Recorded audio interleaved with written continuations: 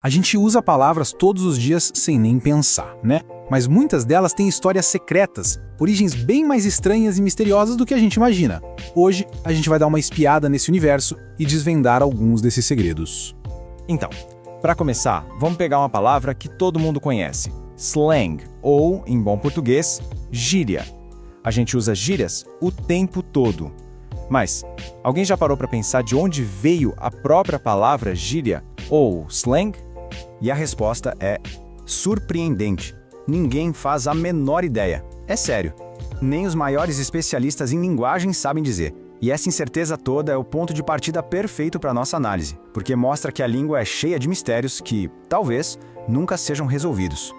E o mais incrível é que não estamos falando só de palavras difíceis ou raras, não. Muitas das palavras mais básicas que a gente usa no dia a dia têm origens que são um completo mistério. É aqui que entra a etimologia. Basicamente, é como se fosse um trabalho de detetive da língua. Os estudiosos viram verdadeiros investigadores, buscando pistas lá no passado para entender como as palavras nasceram e foram mudando. Mas como a gente vai ver, muitas vezes as pistas simplesmente desaparecem. Vamos ver uns exemplos para ficar mais claro. Pensa na palavra dog, cachorro. Parece fundamental, uma das primeiras que muita gente aprende, certo? Pois é, para os etimologistas, a origem dela é um buraco negro. A mesma coisa acontece com girl, menina. Uma palavra super comum, mas a fonte original dela se perdeu no tempo. Ninguém sabe dizer de onde ela surgiu. Simplesmente apareceu. E que tal bad, mal? Mesma história. É impressionante pensar na quantidade de palavras que a gente considera essenciais, mas que na verdade são órfãos. Ninguém sabe de onde vieram. Abraço! Sim! Até essa palavra, que descreve um gesto tão fundamental, tem uma origem que ninguém consegue rastrear. Quanto mais a gente cava, mais a gente percebe o tamanho do que não sabemos sobre a nossa própria forma de falar.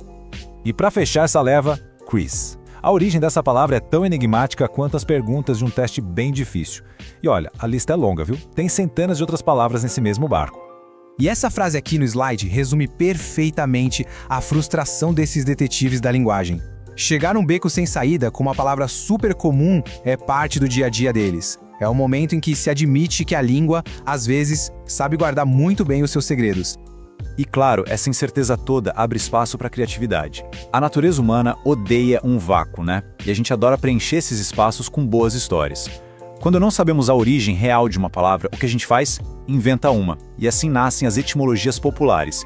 Histórias super legais, mas completamente falsas, que se espalham porque são boas demais para não serem verdade.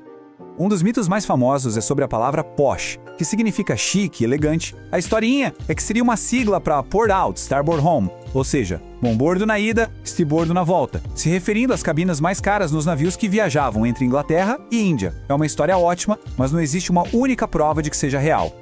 Outro clássico é golf. A lenda diz que seria a sigla de Gentlemen Only, Ladies Forbidden. Apenas para cavalheiros, proibido para damas. De novo, parece fazer sentido, mas é mentira. A palavra, na verdade, veio do holandês antigo kolf, que significava taco. Simples assim. E a lista de mitos linguísticos é gigante. SOS não é sigla para Save Our Ships. Saved by the Bell não tem nada a ver com sinos em caixões para pessoas enterradas vivas. Essas histórias são tipo fofoca de palavra. Pegam fácil e depois é um custo para desmentir. Ok, então a gente já viu palavras com origens misteriosas e com origens falsas. Mas e aquelas palavras que a gente sabe de onde vieram? Ah, aí a coisa fica ainda mais doida. Vamos dar uma olhada em como as palavras podem se transformar completamente com o passar do tempo. Agora se prepara, porque algumas palavras não só mudam, elas dão um giro de 180 graus. A palavra nice, que hoje é legal, antigamente significava tolo, bobo. Awful, que hoje é horrível, queria dizer algo digno de admiração. Terrific, que a gente usa para incrível, já significou aterrorizante. E a mais chocante, bully, já foi um termo de carinho tipo querido. É uma reviravolta total. E a lista de transformações não para. Girl, menina, já foi uma palavra neutra para qualquer criança, menino ou menina. Uma clue, uma pista, não era uma ideia, era literalmente um novelo de lã. E cenauri, mal criado, não tinha a ver com se comportar mal, mas com ser pobre, significava não ter nada. Cada palavra dessas é a prova viva de que a língua não para quieta. Certo. Mistérios, mitos, mudanças.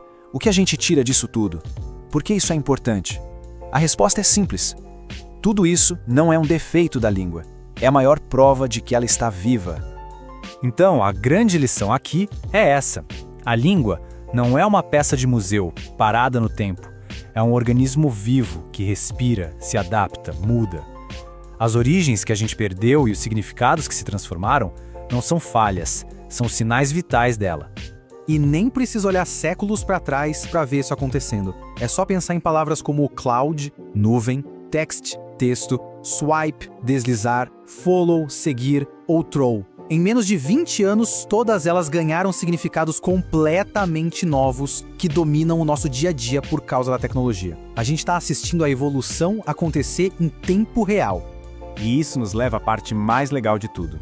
Ninguém que fala uma língua é só um espectador passivo. Cada vez que uma gíria nova é criada, que uma palavra antiga é adaptada ou que um jeito novo de se expressar aparece, todos nós viramos protagonistas nessa história sem fim que é a evolução da linguagem. Isso deixa uma última pergunta no ar. Se palavras como nice e awful viraram de cabeça para baixo, quais das nossas palavras de hoje serão irreconhecíveis para as próximas gerações? O que a palavra literalmente vai significar daqui a 100 anos? A história da língua continua a ser escrita e, de certa forma, a caneta está na mão de todos nós.